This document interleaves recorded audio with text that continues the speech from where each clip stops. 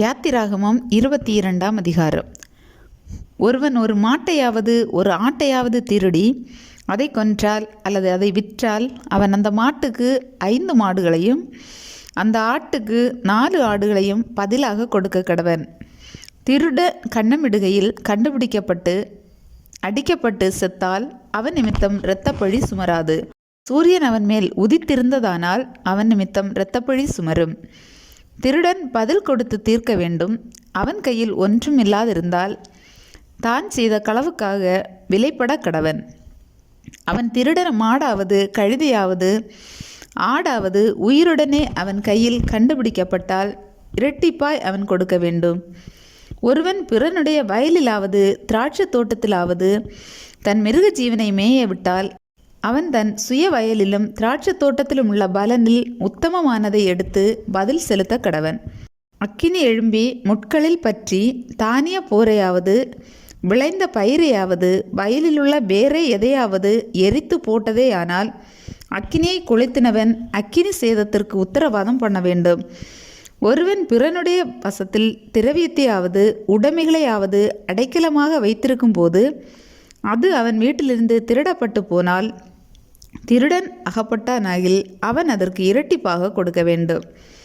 திருடன் அகப்படாதே போனால் அந்த வீட்டுக்காரன் தானே பிறனுடைய பொருளை அபகரித்தானோ இல்லையோ என்று அறியும்படி நியாயாதிபதிகளிடத்தில் அவனை கொண்டு போக வேண்டும். காணாமற் போன மாடு கழுதை ஆடு வஸ்திரம் முதலியவைகளில் யாதொன்றை பிறனொருவன் தன்னுடையது என்று சொல்லி குற்றம் சாற்றினால் இரு திறத்தாருடைய வழக்கும் நியாயாதிபதிகளிடத்தில் வரக்கடவது. நியாயாதிபதிகள் எவனை குற்றவாளி என்று தீர்க்கிறார்களோ அவன் மற்றவனுக்கு இரட்டிப்பாக கொடுக்க கடவன். ஒருவன் தன் கழுதையாவது மாட்டையாவது ஆட்டையாவது மற்ற யாதொரு மிருக ஜீவனையாவது புறன் வசத்தில் விட்டிருக்கும் போது அது செத்தாலும் சேதப்பட்டு போனாலும் ஒருவரும் காணாதபடி ஓட்டிக்கொண்டு போகப்பட்டாலும் அவன் தான் பிறனுடைய பொருளை அபகரிக்கவில்லை என்று கர்த்தர் பேரில் இடும் ஆணை அவர்கள் இருவருக்கும் நடுத்தீர்க்க கடவது.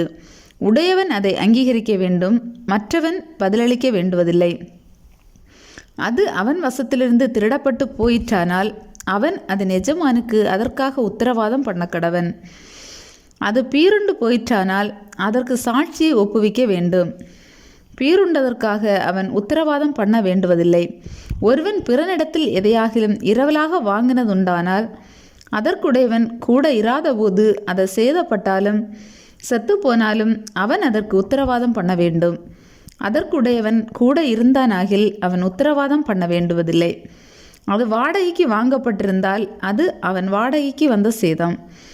நியமிக்கப்படாத ஒரு கன்னிகையை ஒருவன் மோசம் போக்கி அவளோடே சயனித்தால் அவன் அவளுக்காக பரிசம் கொடுத்து அவளை விவாகம் பண்ண கடவன். அவள் தகப்பன் அவளை அவனுக்கு கொடுக்க மாட்டேன் என்றானாகில் கன்னிகளுக்காக கொடுக்கப்படும் பரிச முறைமையின்படி அவன் பணத்தை நிறுத்து கொடுக்க வேண்டும். சூனியக்காரியை உயிரோடே வைக்க வேண்டாம். மிருகத்தோடே புணருகிறவன் எவனும் கொல்லப்பட வேண்டும். கர்த்தர் ஒருவருக்கே ஒழிய வேறே தேவர்களுக்கு பலியிடுகிறவன் சங்கரிக்கப்பட கடவன். அந்நியனை சிறுமைப்படுத்தாமலும் ஒடுக்காமலும் இருப்பீர்களாக. நீங்களும் எகிப்து தேசத்தில் அந்நியர்களாய் இருந்தீர்களே. விதவையையும் திக்கற்ற பிள்ளைகளையும் ஒடுக்காமல் இருப்பீர்களாக. அவர்களை எவ்வளவாகிலும் ஒடுக்கும் போது அவர்கள் என்னை நோக்கி முறையிட்டால் அவர்கள் முறையிடுதலை நான் நிச்சயமாய் கேட்டு கோபம் உண்டவராகி உங்களை பட்டயத்தினால் கொலை செய்வேன். உங்கள் மனைவிகள் விதவைகளும் உங்கள் பிள்ளைகள் திக்கற்ற பிள்ளைகளும் ஆவார்கள்.